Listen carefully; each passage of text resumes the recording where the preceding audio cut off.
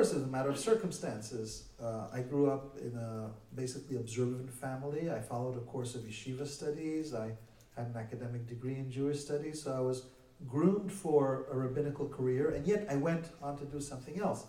Had I had another course, things would have gone differently. But if we look at our lives, and ultimately we have to interpret our lives, then I would interpret it because God has a plan for me, what I have to bring into the world, and that plan is different than Richard Albert's.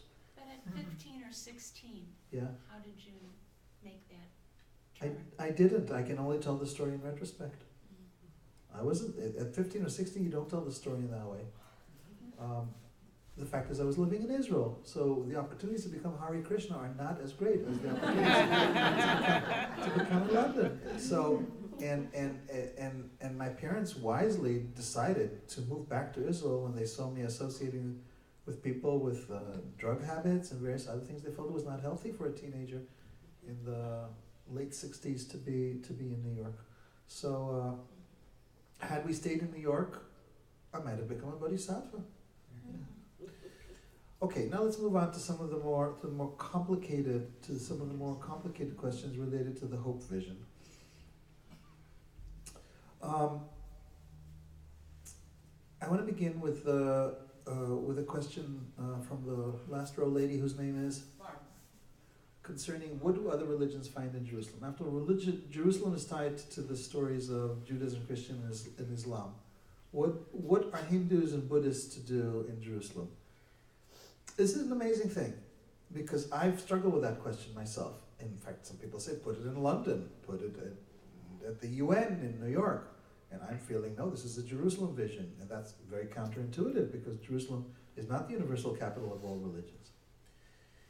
And I've put this question to members of the board, Elijah Board of World Religious Leaders, and I've been quite, when you go on that hope page that Google will take you to when you put in Elijah Institute and Hope, you will see testimonies of different religious leaders.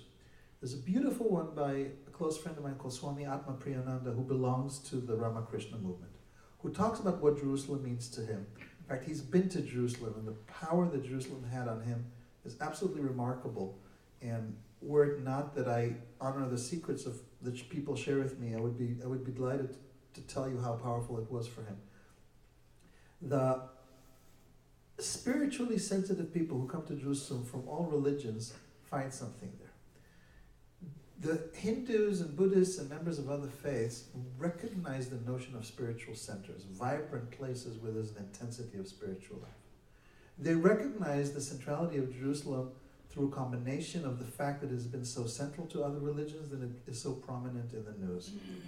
And therefore they want to be part of a process that has to do with that kind of spiritual intensity because of its spiritual power, as opposed to London simply being a cosmopolitan town, or New York, or whatever. So what I found out in the process of sharing this idea is that despite the fact that for 2,000 years Jews, Christians, and Muslims seem to tell the story, in the 20th and 21st century, in a globalized world, Jerusalem means enough to members of other religions that they want to and have affirmed as part of the common conversations held at the Elijah Board of World Religious Leaders, their interest in becoming involved. Okay, now moving on to the more complicated issues of if we can't get our act together, how do we move this forward? I don't exactly remember the details. I read something very interesting in the